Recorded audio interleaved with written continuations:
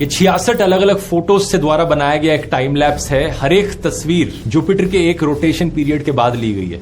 लगभग 10 घंटे का समय लगता है जुपिटर को रोटेट करने में। ये पहली बार था कि जुपिटर और जुपिटर के मून्स की इतनी क्लियर कट फोटोज हमें देखने को मिल पाई, और यहीं पर डिस्कवरी हुई जुपिटर के रिंग्स की भी। बहुत से लोगों को लगता है कि सिर्फ सैटर्न प्लैनेट के अराउंड रिंग्स मौजूद है, लेकिन रिंग्स जुपिटर के अराउंड भी है। हालांकि वो इतने क्लियरली दिखते नहीं है जब तक पास से ना देखो। ये जो जुपिटर प्लैनेट है, इसके मून्स और इसके रिंग्स, इन तीनों कंपोनेंट्स को साथ में मिलाकर जोवियन सिस्टम कहा जाता है। ये जोवियन शब्द Roman God of sky and thunder से आता है, जोव जिसका नाम है, और जोव का ही दूसरा नाम जुपिटर भी है, जहां से इस प्लैनेट का नाम भी पड़ा। अब बात कुछ ऐसी है दोस्तों कि जुपिटर जैसे ही 3 और प्लैनेट्स मौजूद है हमारे सोलर सिस्टम में, सैटर्न, यूरेनस और नेपट्यून।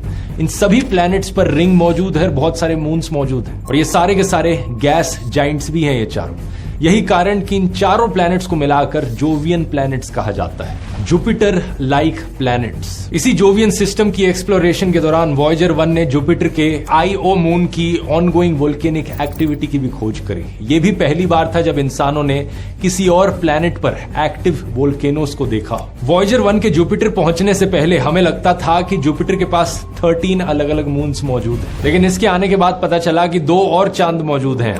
कुछ महीने बाद 9 जुलाई 1979 को वॉयेजर 2 जुपिटर के पास पहुंचा, और ये और भी ज्यादा करीब था जुपिटर के। इसके पास आने से एक और नया चांद हमें देखने को मिला। पता चला एक और मून मौजूद है जुपिटर के पास। इन वॉयेजर मिशंस की डिस्कवरीज के कारण जुपिटर के जो मून्स थे वो 13 से बढ़कर 16 हो गए।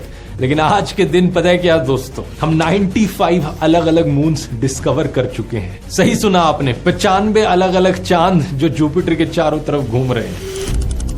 इसके करीब 1.5 साल बाद 12 नवंबर साल 1980 को वॉयेजर 1 पहुंचता है सैटर्न के पास। इस वक्त तक वॉयेजर 1 की स्पीड इतनी तेज हो गई थी वॉयेजर 2 के मुकाबले कि वॉयेजर 2 को सैटर्न तक पहुंचने में करीब 9 महीने और लगे। सैटर्न पर पहुंचते ही वॉयेजर 1 ने 3 नए मून्स की खोज करी, एटलस, प्रोमेथियस और पैंडोरा। हाँ, ये पैंडोरा नाम वही है जो अवतार फिल्म में एलियन प्लैनेट का नाम रखा जाता है, लेकिन असलियत में ये सैटर्न के एक मून का नाम है। उस समय तक सैटर्न के नोन मून्स की लिस्ट करीब 15 तक थी, लेकिन आज के दिन हमने करीब 146 मून्स की खोज कर ली है सैटर्न के।